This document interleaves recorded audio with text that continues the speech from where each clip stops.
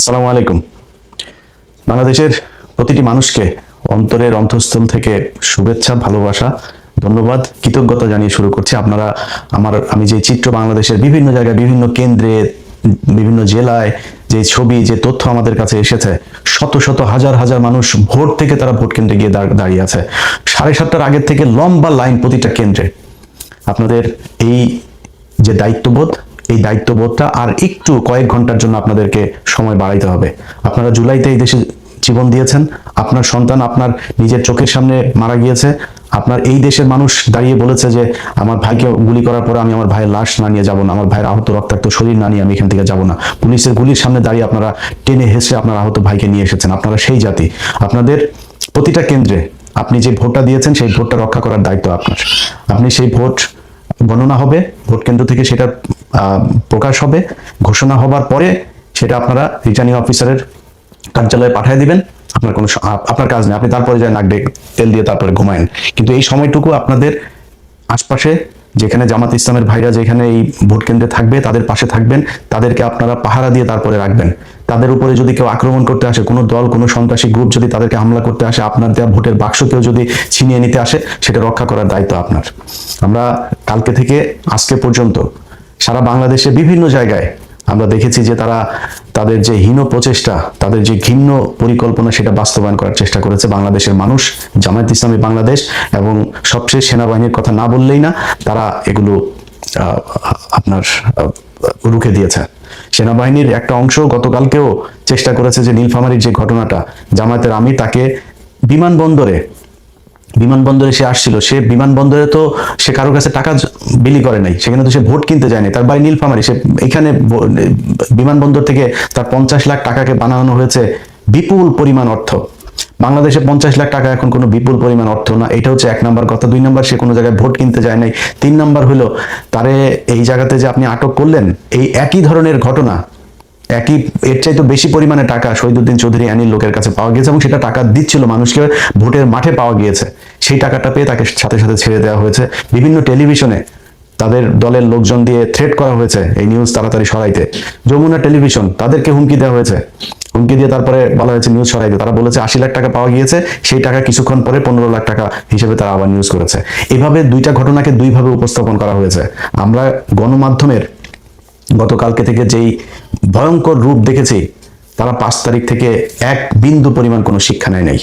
গণমাধ্যমের যারা আছেন, যে সাংবাদিকরা এখনো পর্যন্ত এইসব অসভ্য কার্যক্রম চালিয়ে যাচ্ছেন, আপনাদের কাছে অনুরোধ থাকবে, মনে করার কোনো কারণ নাই যে আপনি একটা নিউজ করবেন আর সেটা বাংলাদেশের সব মানুষ হুমড়ি খেয়ে পড়বে, আপনার কথা বিশ্বাস করে তারপর যা ধানের শীষে ভোট দিয়ে আসবে। সেদিন বাংলাদেশের বহু আগে ইলিয়াস পিনাকিরা উঠিয়ে দিয়েছে। আপনাদের চাইতে বহু বড় প্রভাবশালী, প্রতাপশালী, ক্ষমতা সম্পন্ন এক ফেরাউন এই দেশে ক্ষমতায় ছিল। তারা যখন কিনা ঘুমাইতো, ঘুমের মধ্যে আমাদের ছবি চোখে দেখতো, তাদেরকে শান্তিতে থাকতে দেয়নি। আপনারা এখনো এত বড় কোনো ছেলের ভালো হয়ে যান নাই যে আপনারা যা মনে চায় তাই বলবেন আর এই দেশের মানুষই করবে।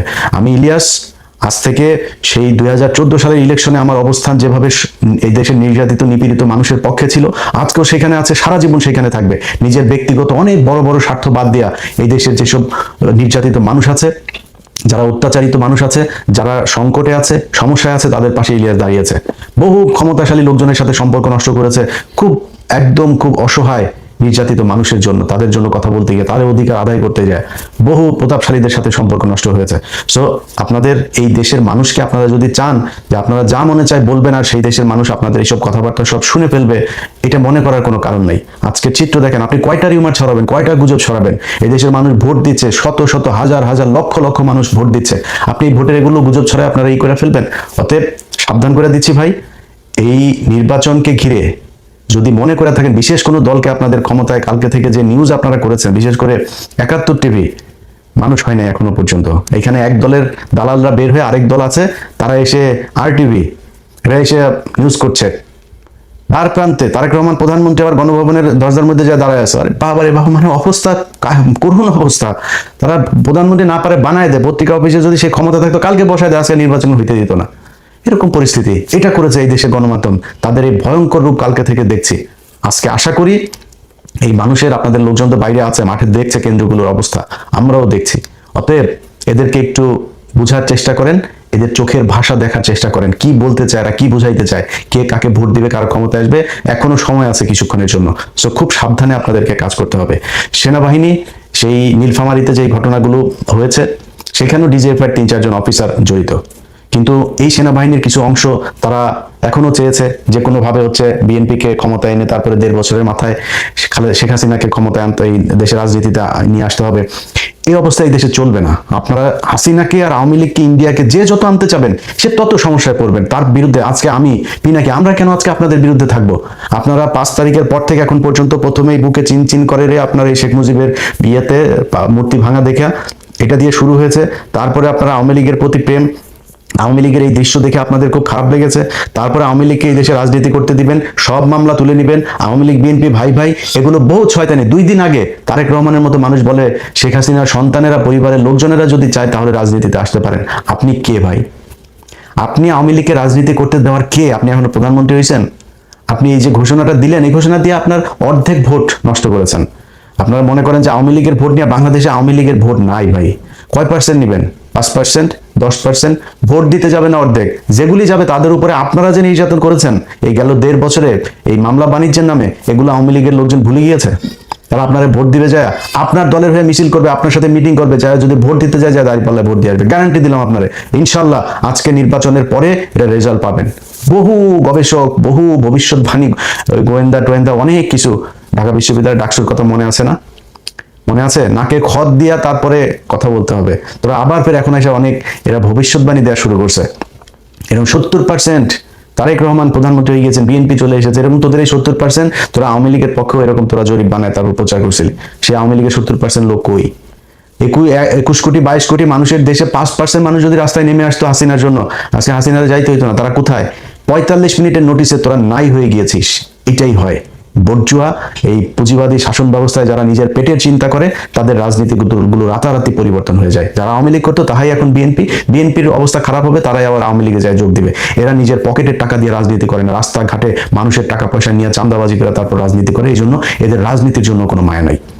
অতএব যে কথাগুলো বললাম, বাংলাদেশের মানুষের কাছে অনুরোধ থাকবে, ভাই আপনারা আর কয়েকটা ঘন্টা আপনাদেরকে কষ্ট করতে হবে।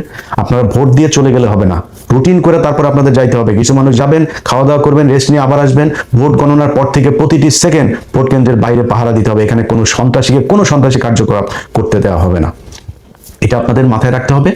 আপনারা এই বাংলাদেশের যেই পরিবর্তনের হাওয়া আমাদের বাংলাদেশের ভাগ্যাকাশে আমরা দেখছি, সেই পরিবর্তন যদি হয়, এটা আপনি আমার জন্য করবেন না, এটা ডক্টর শফিকুর রহমানের জন্য করবেন না, জামাত ইসলামের জন্য করবেন না, আপনার জন্য করবেন। আমি গতকালকে আমার ভিডিওতে বলেছি, ভাই আমি জামাত ইসলামের কেউ না, আমি জামাত ইসলামের এমপিও হব না, মন্ত্রীও হব না, জামাত ইসলামের কাছে আমি কোনো সুবিধা আনতে যাব না। কিন্তু আপনাদের জন্য আমি আজকে এই যে সেনাবাহিনীর সাথে আমার সমস্যা, বিডিআরকে নিয়ে আমার সেনাবাহিনীর সাথে সমস্যা, সরকারের সাথে সমস্যা, আসিফ নজরুলের সাথে সমস্যা, এই সমস্যা এই দেশের আলেম সমাজের এখনো প্রায় 4-5 হাজার আলেম এখনো জেলখানায় আছে। এই যে তেজগাঁ থানা ছাত্র শিবিরের সেক্রেটারি এখন পর্যন্ত জেলখানায় আছে। এদেরকে নানান মামলা, কিসের সব সন্ত্রাস বিরোধী আইন, এই আইন সেই আইন, এইসব মামলায় তাদেরকে আটকে রাখা হয়েছে। এই বাংলাদেশের জন্য তো এই দেশের মানুষ মারা যায় নাই। পরের দিন যে আসিফ নজরুলকে যে আপনি এই সন্ত্রাস বিরোধী আইন এটারে বাতিল করেন, এখানে যারা এর আগে আটক হয়েছে সব কটারে ছাড়ে নাই, তারা এখনো সেই ব্যক্তিগুলো জেলে। আপনাদেরকে আল্লাহ মানে এই যে আজাব আল্লাহ আমার মনে হয় না জীবনে কোনোদিন মাফ করবে। তাদের কারণে আপনারা আজকে চেয়ারে বসে আছেন, অথচ সেই মানুষগুলো এখনো জেলখানায় আছে। বিডিআর এর পরিবারগুলো বিশ্বাস না হলে যান জেলখানায় যান। আমি তাদের ভিডিও দেখেছি, ছবি দেখেছি, আমার কাছে তার পরিবারের লোকজনের পাঠিয়েছে। প্রতিটা মানুষের কোমরে, এই রানে, পায়ে, নিচে সবার ড্রিল মেশিন দিয়ে আপনার ফুটো করা হয়েছে, পেটানো হয়েছে, প্লাস দিয়ে নখ উপড়ে ফেলা হয়েছে। যান, প্রতিটা মানুষের শরীরে সে আঘাতের চিহ্ন আছে। আপনারা তাদের পাশে দাঁড়ান নাই, তাদের জন্য কিছু করেন নাই। তো ভাই আপনাদের আল্লাহ আরেকটা সুযোগ দিয়েছে, এই অধিকার আপনাদেরকে আদায় করতে হবে। আমি জামাত ইসলামের কেউ না, কিন্তু এইটুক কথা বলছি যে গতকালকের মতোই বলতে চাই যে আপনি আপনার যে ট্রিটমেন্ট আপনি বাংলাদেশের সরকারের টাকায় ট্রিটমেন্ট পাবেন।